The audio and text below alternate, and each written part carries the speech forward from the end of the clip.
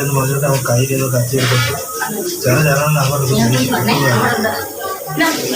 ആൾക്കാരുടെ എത്ര മണിക്കാണ് സംഭവം? 11 മണി. കയ്യിൽ കത്തി കരുതിയിട്ടുണ്ടായിരുന്നു. അവൻ്റെ കയ്യിലുണ്ടായിരുന്നു. ആ കുഞ്ഞിന്റെ 6 വയസ്സുകാരുടെ അച്ഛന്റെ പ്രതികരണമാണ് നമ്മൾ കേട്ടത്. അവർ എവിടേക്കോ പോകുമ്പോൾ ഈ പാൽരാജ് കൈ കാണിച്ച് വിളിച്ച് ഇവരെ ഉപദ്രവിക്കുകയായിരുന്നു. കയ്യിൽ കത്തി കരുതിയിട്ടുണ്ടായിരുന്നു എന്നാണ് ആ അച്ഛൻ പറഞ്ഞത്. അച്ഛനും മുത്തച്ഛനുമാണ് പരിക്കേറ്റത് ആക്രമണത്തിൽ. ഇരുവരും ഇപ്പോൾ വണ്ടിപ്പെരിയാറിലെ ആശുപത്രിയിൽ ചികിത്സയിലാണ്. നന്ദുഷ നമുക്കൊപ്പം വിവരങ്ങളുമായി ചേരുന്നുണ്ട്. നന്ദുഷ, ആ കുടുംബത്തോട് സംസാരിച്ചു എന്നാണ് ഞാൻ മനസ്സിലാക്കാൻ കഴിയുന്നത്. കരുതിക്കൂട്ടിയുള്ള ഒരു ആക്രമണം അങ്ങനെയാണോ കുടുംബം പറയുന്നത്?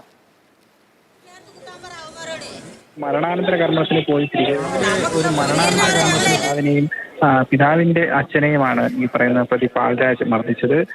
ആദ്യം ഈ പറയുന്ന പോലെ തന്നെ ഇവരെ വഴിയിൽ തടഞ്ഞു നിർത്തുകയും അതിനുശേഷം കൈയിൽ കരുതിയിരുന്ന കത്തി ഉപയോഗിച്ച് ആക്രമിക്കുകയുമായിരുന്നു.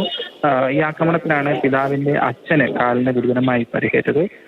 ഏതായാലും നിലവിൽ പിരിമേട് വണ്ടിപ്പെരിയാർ ആശുപത്രിയിൽ ഈ ഇരുവരെയും പ്രവേശിപ്പിച്ചിട്ടുണ്ട്. ഈ അല്പസമയത്തിനകം ഈ പിതാവിനെ കോട്ടയം മെഡിക്കൽ കോളേജിലേക്ക് കൊണ്ടുപോകുമെന്നാണ് നമുക്കറിയാൻ സാധിക്കുന്നത്.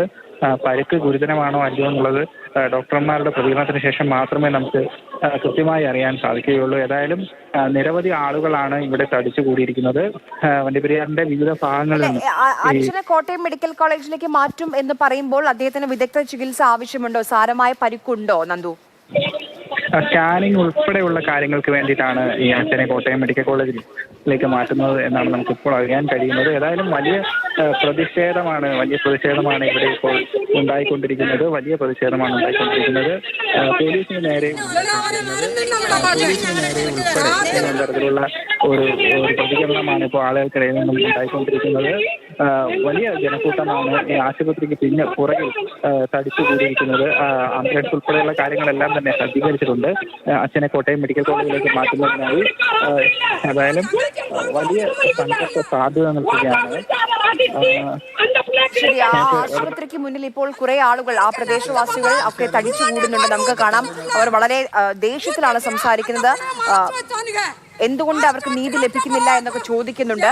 എന്തായാലും ആ കുഞ്ഞിന്റെ അച്ഛനെ ഇപ്പോൾ കോട്ടയം മെഡിക്കൽ കോളേജിലേക്ക് തുടർ ചികിത്സയ്ക്കായി അല്പസമയത്തിനകം മാറ്റുമെന്നാണ് അറിയാൻ കഴിയുന്നത്.